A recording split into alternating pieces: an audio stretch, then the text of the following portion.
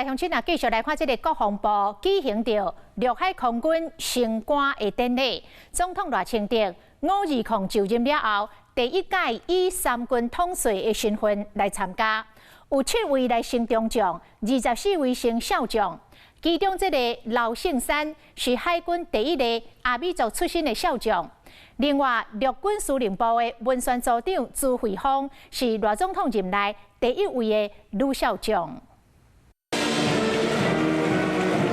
总统赖清德520就任后，头一摆以三军统帅身份出席进任将官典礼典礼。近年来，中国对台湾的文攻武吓不断，台湾会不卑不亢，维持现状，致力维护区域的和平稳定，坚持中华民国 和中华人民共和国互不隶属。中山两国是两个独立的国家，勉励国军用国防实力维护人民的安全。在顶半年升官名单内底，7位中将、24位少将，拢总31位将官，包含陆军少将指挥部孔一平、少将连队长杨全文，和少将监队长刘胜山。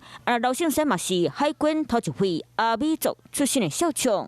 期许我的后进持续的努力，只要你有足够的专业，我相信晋升这个上阶是绝对没有问题的。所有的空防任务上面，我想这个各位朋友们，你们不用担心，我们一定会做好万全的准备，让这个共军绝对不敢越雷池一步。当然要感谢的是我后辈最伟大的力量，尤其是我的太太，她一路以来一直默默的在我背后 支持我，鼓励我。朱惠芳少将。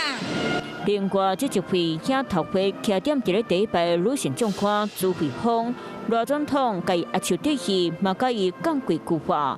朱惠芳是国防部政政主任，升官加册陆军少将，嘛等于即马国军内底有5位女性将领，创下国军的新纪录。国军面对威胁，无伫咧惊，将官晋升有总统的勉励，鼓舞大家军心。 Hello， 我是雷亚，想要抢而先掌握最及时的新闻资讯吗？赶快订阅、按赞、开启小铃铛，锁定华视新闻 YouTube 频道。